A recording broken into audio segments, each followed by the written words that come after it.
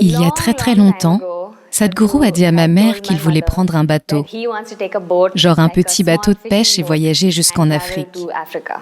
Parce qu'il y a des bateaux de pêche qui font ce genre de voyage et il y a des catamarans qui font ces choses. Il voulait voyager pendant 6 mois, donc être sur l'océan, être sur cette étendue d'eau. C'est à coup sûr la chose qui, selon moi, allait le rendre, vous savez, enthousiaste et qu'il serait en mesure d'apprécier ça et ne pas seulement être concentré sur un événement après l'autre, une interview après l'autre. À quel point je me suis trompée à propos de ces 2 jours et demi.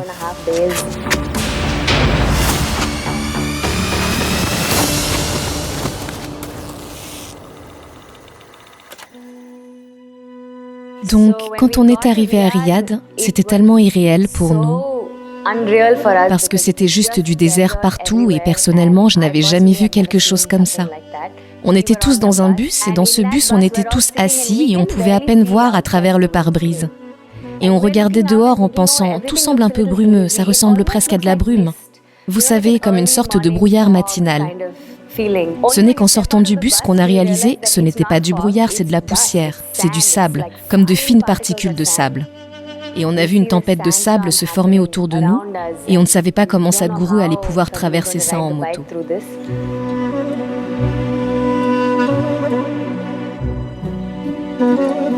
Je pense qu'aucun de nous n'a vraiment réfléchi à tout ce qu'il était en train de respirer, tout ce qu'il avalait quand il conduisait la moto. Et je pense que je ne l'ai vraiment réalisé que lorsque l'on est monté sur le bateau. Donc on a pris un bateau d'Oman à Jamnagar, et cela allait être selon moi une pause d'au moins 3 jours pour lui, ou de 2 jours et demi pour lui.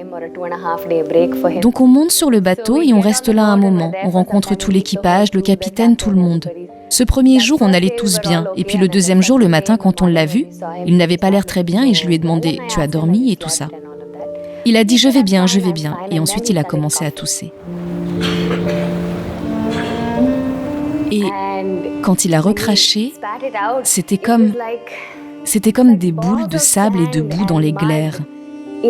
Pas juste un petit peu, vous savez, un peu de poussière dans les glaires, ce n'était pas comme ça. Vous pouviez voir des particules de sable et de boue qui sortaient de ses poumons. Je ne savais même pas qu'autant de sable pouvait aller dans les poumons de quelqu'un et en ressortir comme ça. Le voir cracher ces boules de boue, je ne sais pas, est-ce que quelque chose est arrivé à ses poumons? Est-ce que c'est quelque chose de grave? Doit-on appeler un médecin pour examiner ses poumons? Quelle est la situation? Je ne sais même pas. Tout ce que je sais, c'est qu'il tousse, qu'il perd sa voix, qu'il n'est pas capable de parler plus de quelques minutes à la fois, et même quand il parle tout doucement. Et alors, on essaye de vérifier. Tout va bien? Est-ce qu'on peut trouver des médicaments? Peut-on faire quelque chose? Il a dit non, je vais bien. Il m'a demandé, tu vas bien? Je vais bien, laisse ça, va t'assurer que tout le monde a mangé, assure-toi que tout le monde va bien. Et je le regarde et il est si faible. Et il s'assoit et il est incapable de se tenir debout confortablement. C'était irréel de le voir dans cet état. Mais malgré tout ça, il ne dit rien. Il dit juste, j'ai besoin d'un peu de temps pour me reposer, je dois écrire des choses, je vais bien. Mais on peut voir qu'il ne va pas bien. Comme il avait une température très élevée et comme il toussait et qu'il ne pouvait pas parler, on ne savait pas dans quelle mesure il allait bien ou pas parce qu'il ne nous disait rien.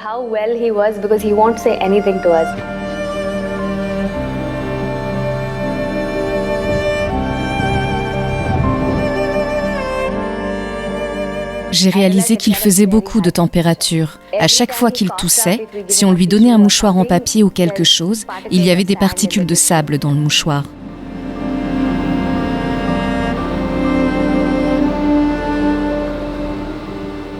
Donc le deuxième jour, on est allé sur le pont.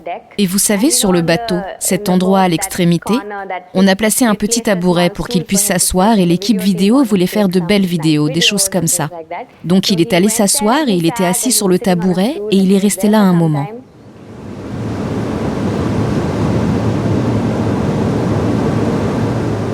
Et peut-être pour la première fois, je l'ai entendu dire « Je dois y aller ». Il s'est levé, il a tenu la rampe en chemin et il est retourné à l'intérieur.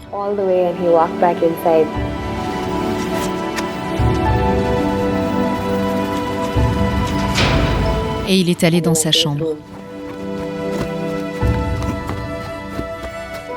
C'était un peu irréel de voir qu'il avait besoin d'un support juste pour marcher.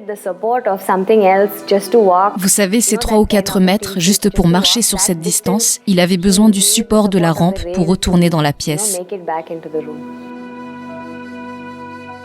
J'étais vraiment mal à l'aise à l'idée de le laisser dormir seul dans la chambre, que je suis allée dormir sur le canapé dans sa chambre. Parce que je ne savais pas si au milieu de la nuit, s'il se lève et que quelque chose arrive, personne n'aurait été là pour faire quoi que ce soit et c'est un bateau. Le bateau tangue d'un côté et de l'autre. On tanguait de presque 30 à 32 degrés d'un côté à l'autre.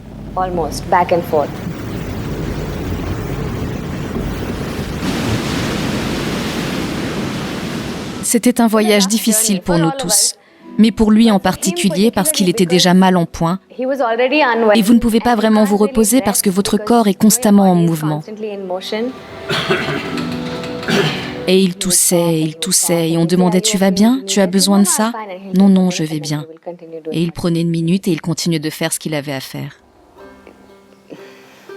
C'était très difficile à regarder.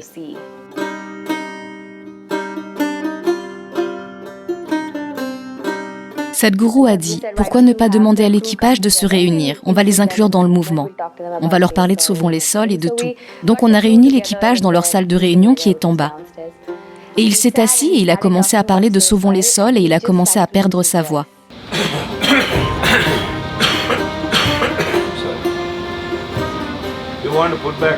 Il disait quelque chose et puis il toussait et il disait « excusez-moi » et puis il le répétait.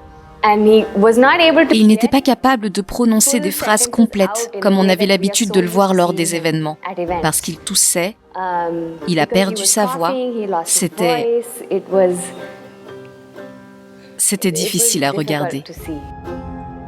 Donc, après avoir parlé pendant un moment, il a dit « Pourquoi ne pas regarder la vidéo d'abord, ensuite nous en reparlerons ».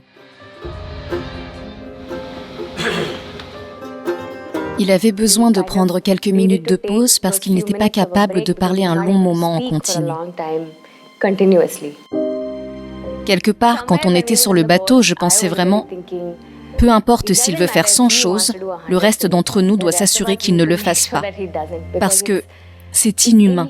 Ce n'est pas surhumain, c'est inhumain le genre de conditions qu'il a traversées.